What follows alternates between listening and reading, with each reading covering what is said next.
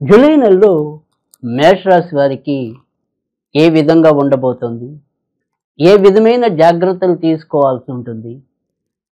అసలు ఈ నెలలో వీరు ఎదుర్కొనే విజయాలు కానీ అపజయాలు కానీ ఏ రీతిలో ఉండబోతున్నాయి అనే విషయం గురించి కూలంకుషంగా చర్చించుకుందాం. మరి మేషరాశి వారికి ఈ నెలలో మొదటి అర్ధభాగం కొంత గజిబిజి వాతావరణం, అయోమయ పరిస్థితి, అలసట, త్రిప్పట మొదలైన చిన్న చిన్న ఇబ్బందులు అయితే ఎదురవుతాయి. కానీ అంతిమంగా ప్రతి విషయంలో కూడా వీరు అనుకున్న రీతిలోనే ముందుకెళ్ళిపోవటం అనేది జరుగుతుంది. ఉద్యోగస్తులకి శ్రమాధిక్యతతోనే మంచి ఫలితాలు రావటం అనేది ఉంటుంది. ఈ శ్రమ అనేది ఎందుకుని అంటే కనుక ప్రస్తుతం వీరికి ఏలినాటి శని అనేది నడుస్తుంది కనుక ఏ విషయం తీసుకున్నప్పటికీ కూడా అందులో ఎంతో కొంత ప్రతికూలత అనే దాంట్లో ఒత్తిడి అనేది మాత్రమే, అంటే అపజయం అని కాదు. ప్రతికూలత అంటే ఒత్తిడి తీసుకోవటం, తర్వాత అది చివరి నిమిషం దాకా ముందుకెళ్తుందా వెనక్కి వెళ్తుందా అనే ఒక రకమైన మీమాంస, వీటితో అయోమయ పరిస్థితి అనేది ఉంటుంది. కానీ మొదట్లో చెప్పుకున్నట్టుగానే ఏ పనిలో అయినా సరే చివరిలో విజయం సాధించడం అనేది అయితే ఉంటుంది. ఇక ఇదే రీతిలో విద్యార్థుల విషయానికి వస్తే, విద్యార్థులు కొంతవరకు బద్ధకం లేకుండా చూసుకోవటం అనేది, ఈ ఏలినాటి శని ప్రభావం వల్ల వాయిదాలు వేస్తూ ఉండటం, తర్వాత చదువు మీద ఏకాగ్రత లేకపోవటం వల్ల ఏదో రకంగా తను చదివింది మర్చిపోతున్నానని భావంలోకి వస్తూ ఉండటం, ఈ రకంగా ఉంటుంది. కానీ నిజానికి మనసు పెట్టి కనుక వీరు విద్యా విషయాల్లోకి ముందుకెళ్ళటానికి అవకాశం ఉంటుంది మనసు పెట్టినట్టయితే. కానీ దీన్ని కొంత ఏలినాటి శని అడ్డుకుంటూ ఉంటుంది కనుక మనం దానివల్ల ఇంకా కొద్దిగా శ్రమ పెట్టుకుంటే తప్పకుండా మీరు అనుకున్న రంగంలో రాణించడానికి ఉంటుంది. ఇక కొత్తగా ఉద్యోగాలు రావాలి అని కోరుకునే వాళ్ళు ఎవరైనా ఉంటే కనుక జూలై 15వ తారీఖు తర్వాత నుంచి క్రమంగా వీరు అనుకున్న రంగాల్లో ముందుకెళ్ళటం అనేది ఉంటుంది. ముఖ్యంగా తృతీయ స్థానంలోకి రవి వచ్చాక ఇటు ప్రభుత్వ ఉద్యోగం కావాలని కోరుకునే వారికి కానీ, మరి ఇతరత్ర ఇప్పటికే నిరుద్యోగ సమస్యతో బాధపడుతున్న వారు కానీ తప్పకుండా వారు అనుకున్న రీతిలో కార్యోన్ముఖులు అవ్వడానికి, కార్య సాఫల్యానికి అవకాశాలు ఎక్కువగా ఉంటాయి. అలాగే కంటికి సంబంధించిన విషయాలు కానీ, తర్వాత మరి తలకు సంబంధించిన విషయాలు కానీ, అతి వేడి వల్ల వచ్చే ఇబ్బందులు కానీ, వీటితో కొంత హైరాణ పడుతున్నట్టయితే వాటి నుంచి కూడా వీరికి ప్రస్తుతం క్రమంగా ఉపశమనం లభించడానికి కూడా జూలై మధ్య భాగం నుంచి అవకాశాలు ఎక్కువగా ఉంటాయి.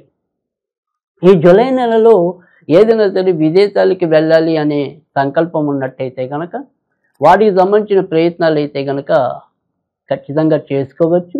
విజయం సాధించడానికి కూడా చాలా మెండైన పరిస్థితులు అయితే కనిపిస్తున్నాయి. ఇక ఈ నెలలో వీరు ఏదైనా సరే జాగ్రత్తగా ఉండాలి అంటే కనుక తోడబుట్టిన వారితో కానీ, మరి సంతాన విషయాల్లో కానీ ఏవైనా సరే చిన్న మనస్పర్ధలు, కలహాలు, తాత్కాలిక విరోధాలు వచ్చే ప్రమాదాలు అయితే లేకపోలేదు. కానీ మిగతా గ్రహాల యొక్క అనుకూలత వల్ల ఎలాంటి పొరపక్షాలు ఏర్పడినప్పటికీ కూడా మళ్ళీ క్రమంగా అవి సమసిపోవటం అనేది అయితే జరుగుతుంది. కానీ అవి సమసిపోయే అంతవరకు కూడా వీరికి మానసిక ఆందోళన, అయ్యో నేను ఇలా మాట్లాడకుండా ఉండవలసిందేమో, నేను ఈ రకంగా తొందరపడకుండా ఉండవలసిందేమో, ఈ రకంగా మదన పడటం అయితే కనుక ఉంటుంది. అలా కొంత ఇబ్బంది పడినప్పటికీ కూడా మిగతా అన్ని విషయాల్లో కూడా ప్రోత్సాహకరంగా ఉండటం అనేది అయితే జరుగుతుంది. వ్యాపారస్తులకి వ్యాపారాల్లో లాభాలు గడించడం కూడా సంభవిస్తుంది. అయితే ధనం మాత్రం ఎంత వచ్చినప్పటికీ కూడా ఈ నెలలో కూడా ఎక్కువ శాతం అయితే కనుక ధన వ్యయమే ఎక్కువగా కనిపిస్తుంది. ఎంత పొదుపు చేద్దాము అనుకున్నప్పటికీ కూడా దానికి తగినట్టుగా మార్గం లేకపోవటం అనేది అయితే ఉంటుంది. కొత్త వస్తువులు అయితే సమకూర్చుకుంటారు, ఏవైనా ఆభరణాలు, తర్వాత మరి ఇంటికి మరమ్మతుల కోసం కూడా ధనాన్ని వెచ్చించడం అనేది అయితే ఉంటుంది. ఇక కొత్తగా వివాహం కావాలి అని ఎవరైనా గనక కోరుకుంటున్నట్టయితే వారికి సంబంధించిన ప్రయత్నాలు అయితే కనుక జూలై మధ్య భాగం నుంచి మంచి ఫలితాలు రావటం అనేది అయితే ఉంటుంది.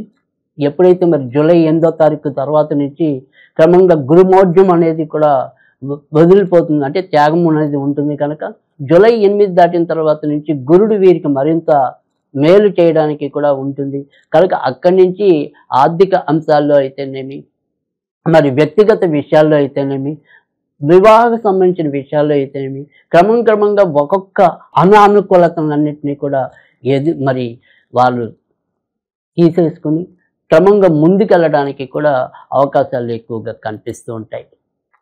మానసికంగా బలోపేతం అవుతారు.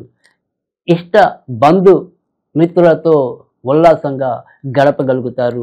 ధార్మిక క్షేత్రాలని సందర్శించగలుగుతారు. ఇలా ఎలా చూసినప్పటికీ కూడా మే నెలలో మేషరాశి వారికి చాలా విషయాల్లో అనుకూలత అనేది కనిపిస్తుంది.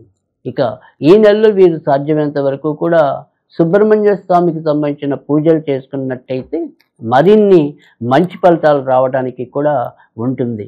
అలాగే అవకాశం ఉంటే కనుక ఏదైనా సరే క్రమం తప్పకుండా ప్రతిరోజు ఓం అనిరుద్ధాయ నమః, ఓం అనిరుద్ధాయ నమః అనేది కనీసం 27 సార్లు లేదా 108 సార్లు, అంటే 27, 54, 108 సార్లు ఇలా ఎవరికి వీలైతే వాళ్ళు ఈ నెలంతా కూడా ఇలా అనిరుద్ధాయ నమః అనేది చదవటం వల్ల కూడా వారికి ఇంకా మంచి ఫలితాలు రావడానికి, ఇతరత్ర ఉన్న సమస్యలు కూడా తొలగడానికి ఆస్కారం అయితే కనుక ఎక్కువగా ఉంటుంది.